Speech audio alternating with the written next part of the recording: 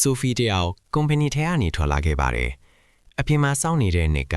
သူ့ကိုအမှတ်မထင်တန်းလန်းလိုက်လိမ့်မယ်လို့သူလုံးဝမထင်ထားခဲ့ပါဘူးဆိုဖီအားလုံးရမှမသိဖြစ်သွားပြီးအဲ့ဒီနေရာကနေအမြန်ပဲထွက်ပြေးခဲ့ပါတယ်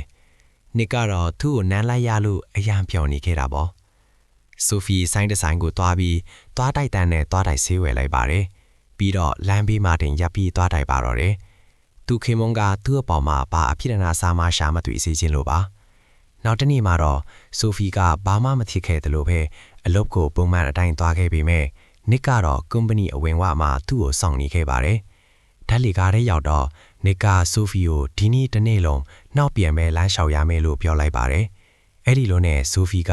လူရီရဲ့အန်အော်တကြီးကြည့်နေတဲ့ကြားကပဲဓာတ်လီကားထဲကနေနောက်ပြန်လမ်းလျှောက်ပြီးထလာခဲ့ပါတယ်အစည်းအဝေးခန်းထဲကတောင်နောက်ပြန်လမ်းလျှောက်ပြီးဝင်သွားခဲ့တာပါသူကတောက်ဖနက်စီထားလို့ခြေလောက်တင်နာနေလို့ပါဆိုပြီးလိန်ပြောလိုက်ပါတယ်ဒီဂိမ်းရဲ့စီမင်းတွေကိုလိုက်နာဖို့အတွက်အလုတ်စင်းတဲ့အထိဆိုဖီကနောက်ပြန်မဲ့လမ်းလျှောက်နေခဲ့ပါတယ်အိမ်ရောက်တဲ့အထိတောင်သူမရက်ခဲ့ပါဘူးသူ့ရဲ့ခင်မုန်းကတော့ဒီလိုအပြုအမူတွေအပေါ်အယမ်းစိတ်မရှိဖြစ်နေခဲ့ပါတယ်ခဏနေရင်အင်ကိုဧည့်သည်တွေလာတော့မှမို့လို့ဒီလိုတွေမလုပ်ဖို့ဆိုဖီကိုပြောပါတယ်ဆိုဖီကလည်းသဘောတူလိုက်ပါတယ်ဒါပေမဲ့ဧည့်သည်တွေရှိမှသူ့ရဲ့ခင်မုန်းကအယ်ဇိုင်မာယောဂခန်းစားနေရတဲ့သူ့အဖေကိုလောင်ပြောင်လိုက်တဲ့အခါမှာတော့ဆိုဖီကသူ့အပြုအမူနဲ့ပြန်ပြီးဆန့်ကျင်လိုက်ပါတယ်